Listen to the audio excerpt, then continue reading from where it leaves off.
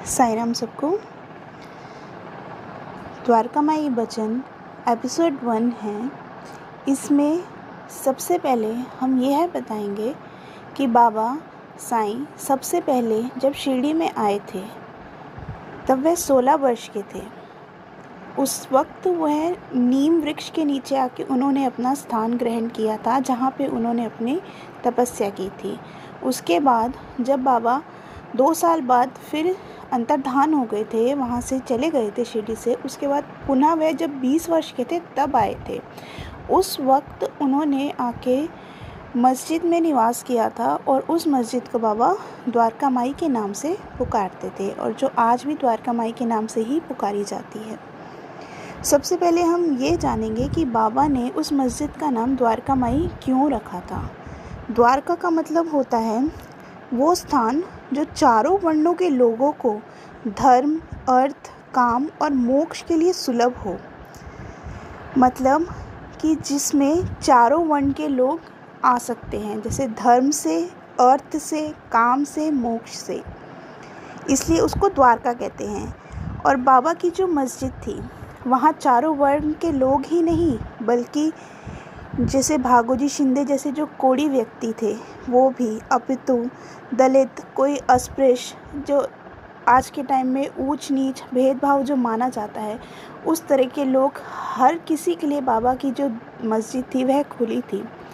तो उसको चारों वर्ण के लोग ना कहने की जगह बाबा यही कहते थे कि मेरी द्वारका माई ऊंच नीच भेदभाव नहीं देखती है, वो सबके लिए खुली है। तो इसको द्वारका कहना बहुत ही शुभ माना गया था, इसलिए बाबा ने मस्जिद को द्वारका माई का नाम दिया था। और हम इस एपिसोड्स में हमें ये पता चलेगा कि द्वारका माई में बैठ के बाबा ने अनेकों वचन दिए। जब वो अपने भक्तों के बीच में बैठते थे, अनेकों बात करते थे उनके साथ, वो वचनों के बारे में हम इसमें बताएंगे। साईं जब भी अपने भक्तों के साथ बैठते थे तो उनको हमेशा कोई ना कोई शिक्षा दिया ही करते थे। और आज भी, चाहे वो समाधि ले ली हुई है बाबा ने, लेकिन अब भी जो हमारा साईं सचित्र जी है वह हमारे लिए एक लिखित स्वरूप है।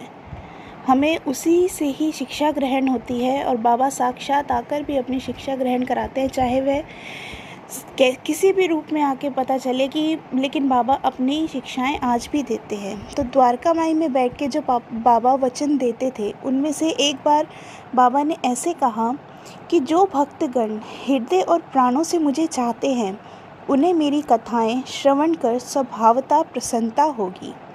विश्वास रखो कि जो कोई मेरी लीलाओं का कीर्तन करेगा उसे परमानंद और चिर संतोष की उपलब्धि हो जाएगी।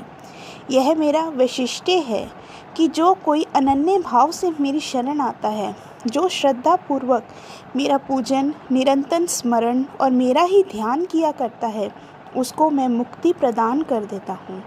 जो नित्य प्रति मेरा नाम स्मरण और पूजन कर मेरी कथाओं और लीलाओं का प्रेम पूर्वक मनन करते हैं, ऐसे भक्तों में सांसारिक वासनाएं और अज्ञान रूपी प्रवृत्तियाँ कैसे ठहर सकती हैं। मैं उन्हें मृत्यु के मुख से बचा लेता हूँ।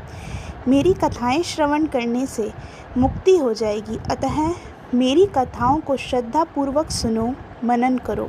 सुख और संतोष प्राप्ति का सरल मार्ग ही यही है। इससे श्रोताओं के चित्त को शांति प्राप्त होगी, और जब ध्यान प्रगाढ़ और विश्वास दृढ़ हो जाएगा, तब अखंड चैतन्य घन से अभिन्नता प्राप्त हो जाएगी। केवल साईं साईं के उच्चारण मात्र से ही उनके समस्त पाप नष्ट हो जाएंगे।